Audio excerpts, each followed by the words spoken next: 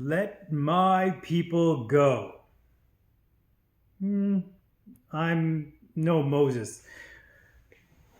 I'm no charismatic, dynamic leader who gathers people together with great speeches and inspires them. I'm really not the bold, brave, pioneering figure that gathers and creates nations that we've seen in represented in movies and different things like that, through like the Ten Commandments and the old Charlton Heston bigger than life representation of Moses as we've seen him in the movies. And yeah, I've always kind of felt like, wow, it'd be awesome to be that charismatic, wonderful, strong person like he was. But then I realized in reading Exodus that guess what? Neither was Moses. Moses was afraid. He was reluctant. He was fearful. He was unsure of himself. He didn't think he could do it. He didn't think he was able to do it. And just hear it here in Exodus in chapters 3 and 4 is where this all is. Just listen to these few little parts. So it's in the part where with the burning bush, and God comes and has this bush that doesn't burn up. And Moses thought, I will go over and see this strange sight and why this bush does not burn up. And when the Lord saw he had gone over to look, God called him from within the bush and said, Moses, Moses. And Moses says, here I am. So anyway, from there, God says, I'm calling you. I've seen the misery of my people in slavery in Egypt, and I'm going to send you to bring them out of captivity. He says, so now go, I am sending you to Pharaoh to bring my people, the Israelites, out of Egypt. And his response, who am I that I should go to Pharaoh and bring the Israelites out of Egypt? Okay, just, humble statement. That's not so bad. And then God says, I will be with you. And goes on from there, a few signs, things like that. And then Moses' response is, well, suppose I go to the Israelites and say to them that you're the God of your father sent to me, and they ask me, well, what is his name? So again, a little bit more doubt there. And then God tells him his name and what name he should call them by. You should say that is sent to him, that I am that I am. Goes on from there. What if they do not believe me or listen to me and say the Lord did not appear to you? So even a little bit more doubt.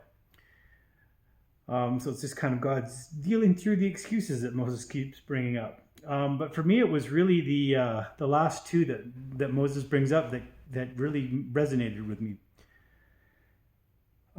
So after a few other things, down in verse 10 of chapter 4, Moses says this. Moses said to the Lord, pardon your servant. I have never been eloquent, neither in the past nor since you have spoken to your servant. I am slow of speech and tongue. Again, another kind of excuse to not answer the call, but it shows you that he was really unsure of himself and what he was being called to do. And then finally, in verse 13, after God challenges him about not being eloquent to speech, he says, "But pardon your servant. Please send someone else." And this isn't the typical picture of Moses I built up in my head, and obviously it wasn't an overly biblical picture I had in my head, but it reassured me, because the point of it is that God called Moses. And he didn't call him because he was great or because he was powerful or he could speak well or whatever. He called him because he just chose him.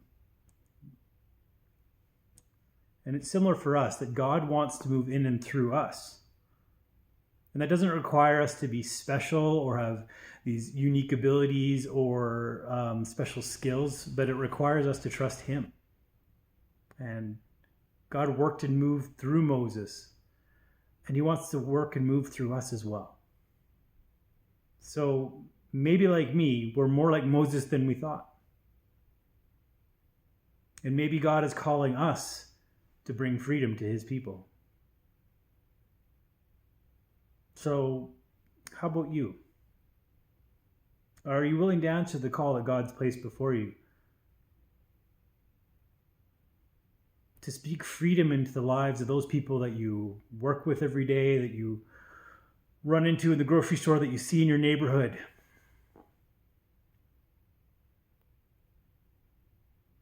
Because God is calling to so many people, and he wants to speak love into their lives, and he's calling us to bring that.